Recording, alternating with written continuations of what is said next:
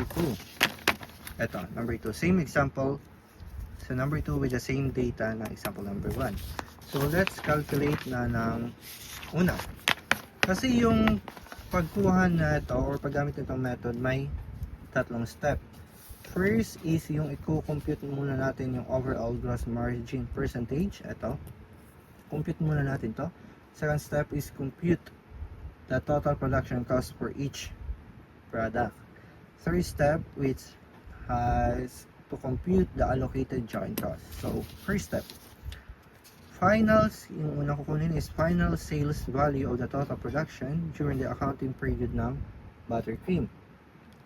Ilang gallons nga yan? We have 20. 20,000 multiplied by magkano? 25. So, 25, we have 500,000. For condensed milk, ilan gallons? We have 50 gallons multiplied by 22. We have 1.100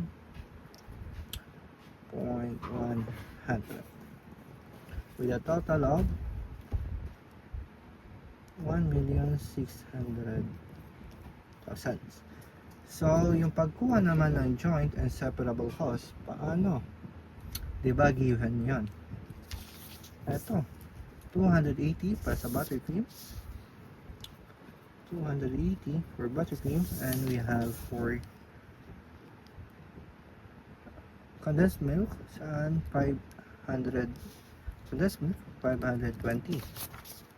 So na natin 520 with a total of 280 plus 520 equals to 800. Next is gross margin. For deduct joint and separable costs. So, yung buttercream, di ba, 280 is given na yon. Ito, 280. Next, for condensed milk, we have 520. 520. With a total of 800. Siyempre, saan galing tong joint? Joint cost. Joint cost, which is 400. Add natin. 800. 100,000 4 we have 1.2. Dito ako na lang siya ilalagay sa 400. Add na natin equals to 1.200. Ilan ko na lang siya. For gross margin, paano natin siya kukunin? Deduct 1.6 minus 1.2. We have 400,000. Gross margin percentage equals to 400. Ito. Divided by 1.6. Total production. 400 divided by 1.6. We have 0.25 or 25%. Step 2, which is to compute the total production cost for each product. So, first for buttercream. Ilang gallons ngayon? We have 20,000 multiplied by 25, which is same 500. And same siya kasi same lang yung ano dito hinahanap 1.1 with a total of 1.6. Next is to deduct the gross margin using overall gross margin percentage. So, paano natin gagawin? 25% times 500. 25% times 500. Kasi ito yung margin gross margin. Gamitin natin siya sa dalawa. We have 125,000. Next we have 0.25 times 1.1 million. We have 275,000 with a total of 400,000. So, yung total production is deduct 500 minus 125, 375. 1.2, 275, 9. No, it's 1.1 minus 275. It's 1.1 minus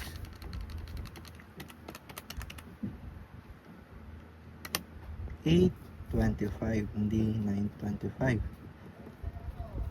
With a total of, ito, magkano? 1.2. Tignan nga natin. Kung i-add natin, maging 1.2 to. 375 plus 825, 1.2. Kung i-deduct natin man to, 1.2, add natin to, 1.2. So, in step 3 is to compute the allocated joint cost. First is the deducts, ito, fill in natin. Deduct separable cost. Magkano nga ba yun? Diba, sabi ko, given siya. Separable cost, which is yung 280. Ito pala, given siya sa problem. 280 and 520. 280, 520,000 equals to ilan? 800. Yan. Next, joint cost allocated. Paano nga yung joint cost allocated natin? Next, we have to compute the product line in income statement using the constant gross margin percentage NRV method for May. Revenues. Ilan yung revenues ng battery film? Ito, 12,000 multiplied by, magkano ba yun? Diba 25? So, you'll have 300, 45,000 multiplied by 22, 45, 22 pesos, 990. With a total of 300, 1.2900. Cost of goods sold. So, first, kunin natin yung joint cost. Magkano ba yung joint cost dito? Di ba given siya? 2, no, given siya. Ito, 95. Hindi siya 280 kasi ito yung separable cost pala. 95. Next, we have the 305 with a total of 400. Seconds is separable cost. Yung separable cost is ito, 280, 520 with a total of 800. Next is production cost. Paano ba kunin yung production cost? Simply add mo lang to. 280 plus 95. 280 plus 95, we have 375. Same as this, we have 825. Next, we have 1.2. Tama. 1.2.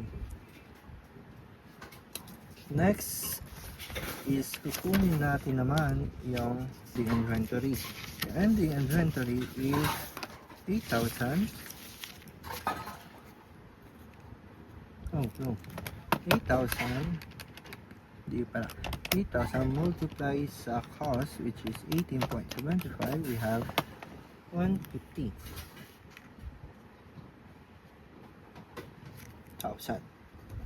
150,000. Since ang battery film we have and the inventory ng 5,000, ayusin ko lang. 5,000 multiplied by price na 16.50, we have 82. 500 with a total of was 150,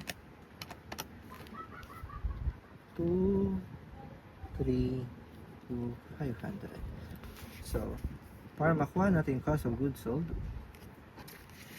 ito, production cost 375 minus 150, magkano? We have 225. Production cost ng condensed 825 minus ng 820,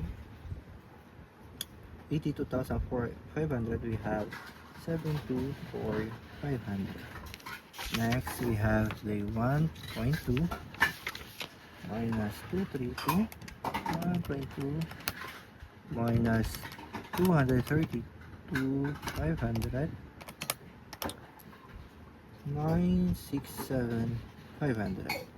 So gross margin 225, gagamitin as denominator natin to 225. Revenues ng buttercream 300.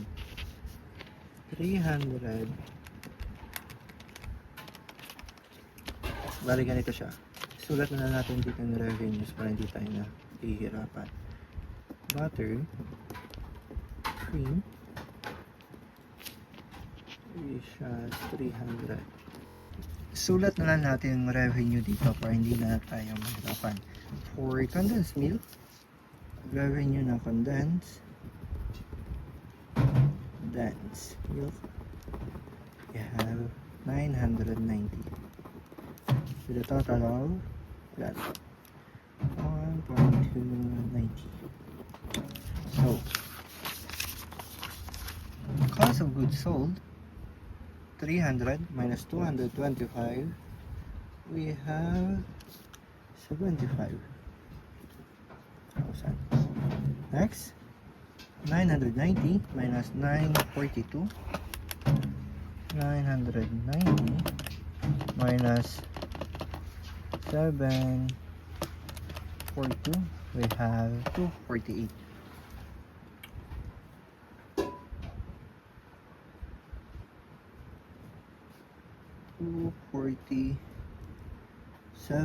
Not 48, 247, 500 with a total of 247, 500 plus 75, 322, 500. So yung gross margin percentage naman is 75 divided by 300. 75 by 300, we have 0.25 or 25%. Next is 247, 500 divided by 990, revenue ng condensed milk 0.25 then. Next is we have 322 divided by 1.290, 0.25 then, 25%. So, yan na. Diba dito, kung nakita nyo, hindi nyo nakuha yung dito sa inventory. Dito sa inventory is yung paano kukunin yung price is ganito lang. Total production cost divided by total production.